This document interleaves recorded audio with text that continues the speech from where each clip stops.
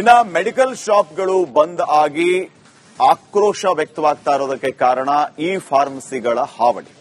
ಯಾವುದೇ ಕಾರಣಕ್ಕೂ ಇದನ್ನು ನಾವು ಒಪ್ಪೋದಿಲ್ಲ. ಈ ಆನ್ಲೈನ್ ಹಾವಳಿ ಕಡಿಮೆ ಆಗಲೇಬೇಕು ಅಂತ ಹೇಳಿ ಮೆಡಿಕಲ್ ಶಾಪ್ ಓನರ್ಗಳು ತಮ್ಮ ಅಂಗಡಿಗಳನ್ನ ಬಂದ್ ಮಾಡಿ ರಸ್ತೆಗಿಳಿದು ಪ್ರತಿಭಟನೆಯನ್ನ ಮಾಡಿದ್ದಾರೆ.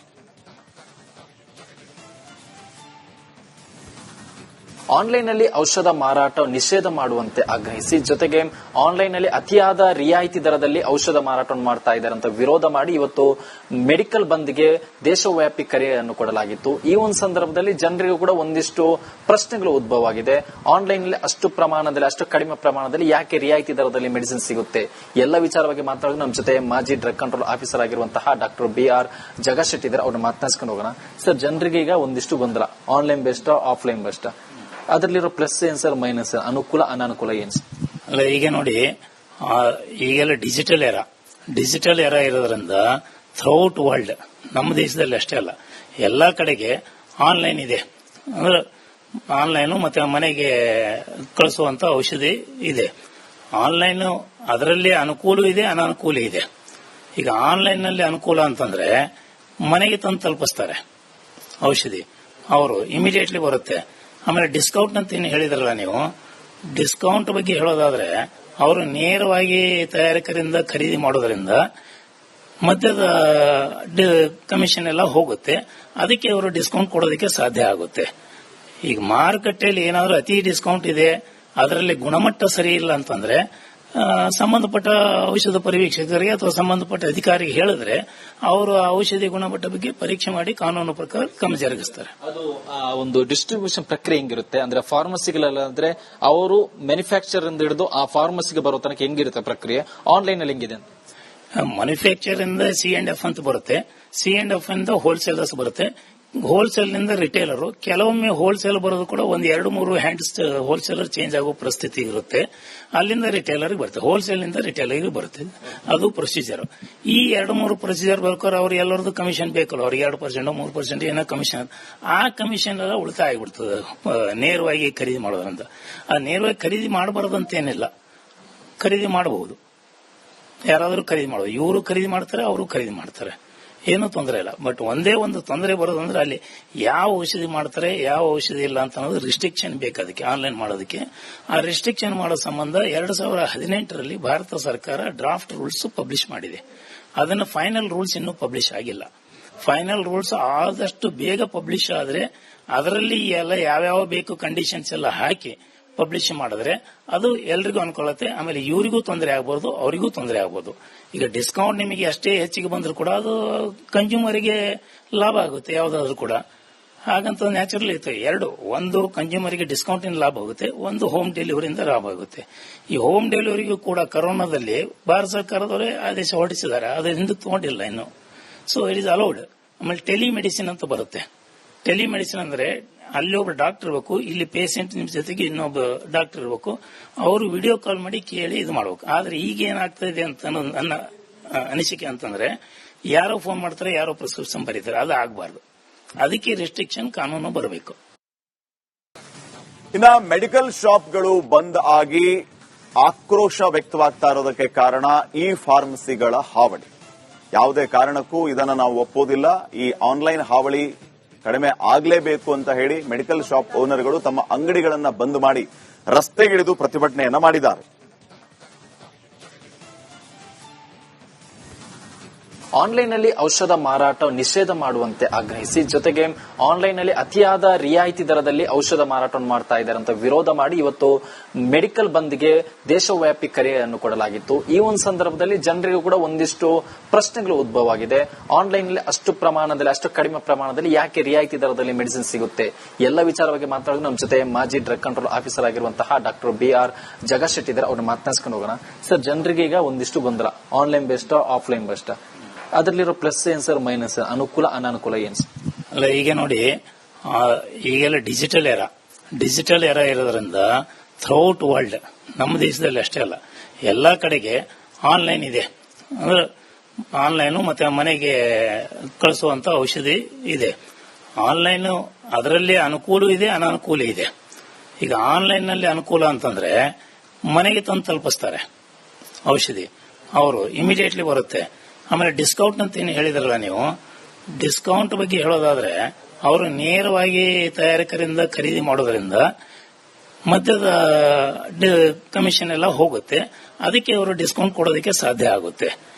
ಈಗ ಮಾರುಕಟ್ಟೆಯಲ್ಲಿ ಏನಾದ್ರು ಅತಿ ಡಿಸ್ಕೌಂಟ್ ಇದೆ, ಅದರಲ್ಲಿ ಗುಣಮಟ್ಟ ಸರಿ ಇಲ್ಲ ಅಂತಂದ್ರೆ ಸಂಬಂಧಪಟ್ಟ ಔಷಧ ಪರೀಕ್ಷಕರಿಗೆ ಅಥವಾ ಸಂಬಂಧಪಟ್ಟ ಅಧಿಕಾರಿಗೆ ಹೇಳಿದ್ರೆ ಅವರು ಆ ಔಷಧಿ ಗುಣಮಟ್ಟ ಬಗ್ಗೆ ಪರೀಕ್ಷೆ ಮಾಡಿ ಕಾನೂನು ಪ್ರಕಾರ ಕ್ರಮ ಜರುಗಿಸ್ತಾರೆ. ಅದು ಒಂದು ಡಿಸ್ಟ್ರಿಬ್ಯೂಷನ್ ಪ್ರಕ್ರಿಯೆ ಹೆಂಗಿರುತ್ತೆ ಅಂದ್ರೆ ಫಾರ್ಮಸಿಗಳಲ್ಲಾದ್ರೆ ಅವರು ಮ್ಯಾನುಫ್ಯಾಕ್ಚರ್ ಇಂದ ಹಿಡಿದು ಆ ಫಾರ್ಮಸಿಗೆ ಬರೋ ತನಕ ಹೆಂಗಿರುತ್ತೆ ಪ್ರಕ್ರಿಯೆ, ಆನ್ಲೈನ್ ಅಲ್ಲಿ ಹೆಂಗಿದೆ?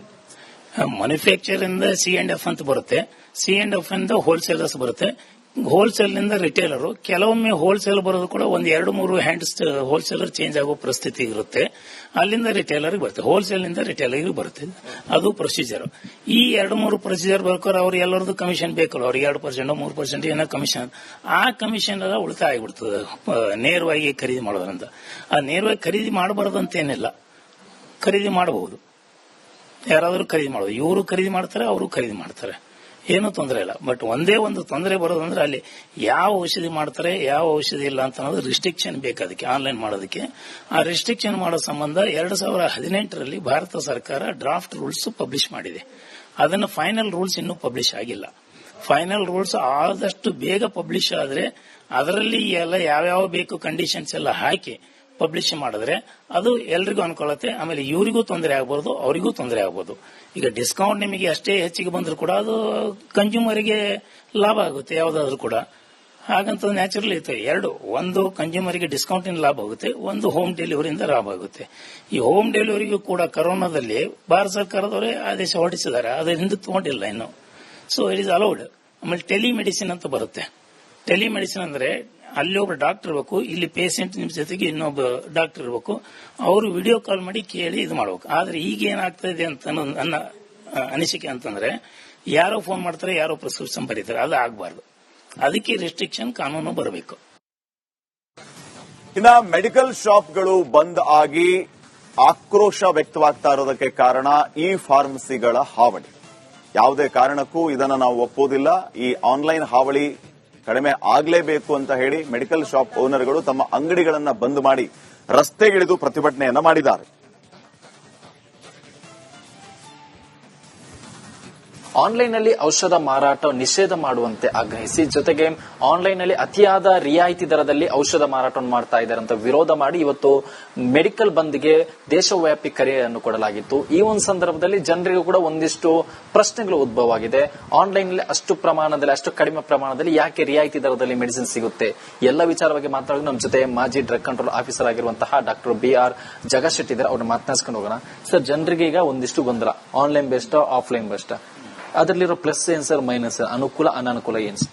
ಅಲ್ಲ, ಈಗ ನೋಡಿ, ಈಗೆಲ್ಲ ಡಿಜಿಟಲ್ ಎರ ಇರೋದ್ರಿಂದ ಥ್ರೂಔಟ್ ವರ್ಲ್ಡ್, ನಮ್ಮ ದೇಶದಲ್ಲಿ ಅಷ್ಟೇ ಅಲ್ಲ, ಎಲ್ಲಾ ಕಡೆಗೆ ಆನ್ಲೈನ್ ಇದೆ. ಅಂದ್ರೆ ಆನ್ಲೈನು ಮತ್ತೆ ಮನೆಗೆ ಕಳಿಸುವಂತ ಔಷಧಿ ಇದೆ. ಆನ್ಲೈನ್ ಅದರಲ್ಲಿ ಅನುಕೂಲ ಇದೆ, ಅನಾನುಕೂಲ ಇದೆ. ಈಗ ಆನ್ಲೈನ್ ನಲ್ಲಿ ಅನುಕೂಲ ಅಂತಂದ್ರೆ ಮನೆಗೆ ತಂದು ತಲುಪಿಸ್ತಾರೆ ಔಷಧಿ, ಅವರು ಇಮಿಡಿಯೇಟ್ಲಿ ಬರುತ್ತೆ. ಆಮೇಲೆ ಡಿಸ್ಕೌಂಟ್ ಅಂತ ಏನು ಹೇಳಿದ್ರಲ್ಲ ನೀವು, ಡಿಸ್ಕೌಂಟ್ ಬಗ್ಗೆ ಹೇಳೋದಾದ್ರೆ ಅವರು ನೇರವಾಗಿ ತಯಾರಕರಿಂದ ಖರೀದಿ ಮಾಡೋದ್ರಿಂದ ಮಧ್ಯದ ಕಮಿಷನ್ ಎಲ್ಲ ಹೋಗುತ್ತೆ. ಅದಕ್ಕೆ ಅವರು ಡಿಸ್ಕೌಂಟ್ ಕೊಡೋದಕ್ಕೆ ಸಾಧ್ಯ ಆಗುತ್ತೆ. ಈಗ ಮಾರುಕಟ್ಟೆಯಲ್ಲಿ ಏನಾದರೂ ಅತಿ ಡಿಸ್ಕೌಂಟ್ ಇದೆ, ಅದರಲ್ಲಿ ಗುಣಮಟ್ಟ ಸರಿ ಇಲ್ಲ ಅಂತಂದ್ರೆ ಸಂಬಂಧಪಟ್ಟ ಔಷಧ ಪರೀಕ್ಷಕರಿಗೆ ಅಥವಾ ಸಂಬಂಧಪಟ್ಟ ಅಧಿಕಾರಿಗೆ ಹೇಳಿದ್ರೆ ಅವರು ಆ ಔಷಧಿ ಗುಣಮಟ್ಟ ಬಗ್ಗೆ ಪರೀಕ್ಷೆ ಮಾಡಿ ಕಾನೂನು ಪ್ರಕಾರ ಕ್ರಮ ಜರುಗಿಸ್ತಾರೆ. ಅದು ಒಂದು ಡಿಸ್ಟ್ರಿಬ್ಯೂಷನ್ ಪ್ರಕ್ರಿಯೆ ಹೆಂಗಿರುತ್ತೆ ಅಂದ್ರೆ ಫಾರ್ಮಸಿಗಳಲ್ಲಾದ್ರೆ ಅವರು ಮ್ಯಾನುಫ್ಯಾಕ್ಚರ್ ಇಂದ ಹಿಡಿದು ಆ ಫಾರ್ಮಸಿಗೆ ಬರೋ ತನಕ ಹೆಂಗಿರುತ್ತೆ ಪ್ರಕ್ರಿಯೆ, ಆನ್ಲೈನ್ ಅಲ್ಲಿ ಹೆಂಗಿದೆ? ಮ್ಯಾನುಫ್ಯಾಕ್ಚರ್ ಇಂದ C&F ಅಂತ ಬರುತ್ತೆ, C&F ಇಂದ ಹೋಲ್ಸೇಲರ್ಸ್ ಬರುತ್ತೆ, ಹೋಲ್ಸೇಲ್ ನಿಂದ ರಿಟೇಲರ್. ಕೆಲವೊಮ್ಮೆ ಹೋಲ್ಸೇಲ್ ಬರೋದು ಕೂಡ ಒಂದು 2-3 ಹ್ಯಾಂಡ್ಸ್ ಹೋಲ್ಸೇಲರ್ ಚೇಂಜ್ ಆಗೋ ಪರಿಸ್ಥಿತಿ ಇರುತ್ತೆ. ಅಲ್ಲಿಂದ ರಿಟೇಲರ್ಗೆ ಬರುತ್ತೆ, ಹೋಲ್ಸೇಲ್ ನಿಂದ ರಿಟೇಲರ್ಗೆ ಬರುತ್ತೆ. ಅದು ಪ್ರೊಸೀಜರ್. ಈ 2-3 ಪ್ರೊಸೀಜರ್ ಬರ್ಕೋರು ಅವ್ರು ಎಲ್ಲರದ್ದು ಕಮಿಷನ್ ಬೇಕಲ್ಲ, ಅವ್ರಿಗೆ 2% 3% ಏನೋ ಕಮಿಷನ್, ಆ ಕಮಿಷನ್ ಎಲ್ಲ ಉಳಿತಾಯ ಆಗಿಬಿಡ್ತದೆ ನೇರವಾಗಿ ಖರೀದಿ ಮಾಡೋದ್ರಿಂದ.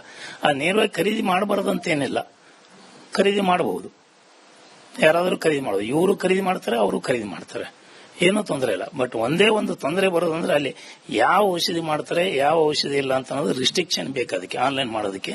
ಆ ರಿಸ್ಟ್ರಿಕ್ಷನ್ ಮಾಡೋ ಸಂಬಂಧ 2018ರಲ್ಲಿ ಭಾರತ ಸರ್ಕಾರ ಡ್ರಾಫ್ಟ್ ರೂಲ್ಸ್ ಪಬ್ಲಿಷ್ ಮಾಡಿದೆ. ಅದನ್ನು ಫೈನಲ್ ರೂಲ್ಸ್ ಇನ್ನೂ ಪಬ್ಲಿಷ್ ಆಗಿಲ್ಲ. ಫೈನಲ್ ರೂಲ್ಸ್ ಆದಷ್ಟು ಬೇಗ ಪಬ್ಲಿಷ್ ಆದ್ರೆ ಅದರಲ್ಲಿ ಎಲ್ಲ ಯಾವ್ಯಾವ ಬೇಕು ಕಂಡೀಷನ್ಸ್ ಎಲ್ಲ ಹಾಕಿ ಪಬ್ಲಿಷ್ ಮಾಡಿದ್ರೆ ಅದು ಎಲ್ರಿಗೂ ಅನ್ಕೊಳ್ಳುತ್ತೆ. ಆಮೇಲೆ ಇವರಿಗೂ ತೊಂದರೆ ಆಗಬಹುದು, ಅವರಿಗೂ ತೊಂದರೆ ಆಗಬಹುದು. ಈಗ ಡಿಸ್ಕೌಂಟ್ ನಿಮಗೆ ಅಷ್ಟೇ ಹೆಚ್ಚಿಗೆ ಬಂದರೂ ಕೂಡ ಅದು ಕನ್ಸ್ಯೂಮರ್ಗೆ ಲಾಭ ಆಗುತ್ತೆ ಯಾವ್ದಾದ್ರು ಕೂಡ. ಹಾಗಂತ ನ್ಯಾಚುರಲ್ ಇರ್ತವೆ ಎರಡು. ಒಂದು ಕನ್ಸ್ಯೂಮರ್ಗೆ ಡಿಸ್ಕೌಂಟಿನ ಲಾಭ ಆಗುತ್ತೆ, ಒಂದು ಹೋಮ್ ಡೆಲಿವರಿಯಿಂದ ಲಾಭ ಆಗುತ್ತೆ. ಈ ಹೋಮ್ ಡೆಲಿವರಿಗೂ ಕೂಡ ಕೊರೋನಾದಲ್ಲಿ ಭಾರತ ಸರ್ಕಾರದವರೇ ಆದೇಶ ಹೊರಡಿಸಿದ್ದಾರೆ, ಅದರಿಂದ ತಗೊಂಡಿಲ್ಲ ಇನ್ನು. So it is allowed. ಆಮೇಲೆ ಟೆಲಿಮೆಡಿಸಿನ್ ಅಂತ ಬರುತ್ತೆ. ಟೆಲಿಮೆಡಿಸಿನ್ ಅಂದ್ರೆ ಅಲ್ಲಿ ಒಬ್ಬ ಡಾಕ್ಟರ್ ಇರಬೇಕು, ಇಲ್ಲಿ ಪೇಷಂಟ್ ನಿಮ್ ಜೊತೆಗೆ ಇನ್ನೊಬ್ಬ ಡಾಕ್ಟರ್ ಇರಬೇಕು. ಅವರು ವಿಡಿಯೋ ಕಾಲ್ ಮಾಡಿ ಕೇಳಿ ಇದು ಮಾಡಬೇಕು. ಆದ್ರೆ ಈಗ ಏನಾಗ್ತಾ ಇದೆ ಅಂತ ನನ್ನ ಅನಿಸಿಕೆ ಅಂತಂದ್ರೆ ಯಾರೋ ಫೋನ್ ಮಾಡ್ತಾರೆ, ಯಾರೋ ಪ್ರಿಸ್ಕ್ರಿಪ್ಷನ್ ಬರೀತಾರೆ, ಅದು ಆಗಬಾರ್ದು. ಅದಕ್ಕೆ ರೆಸ್ಟ್ರಿಕ್ಷನ್ ಕಾನೂನು ಬರಬೇಕು.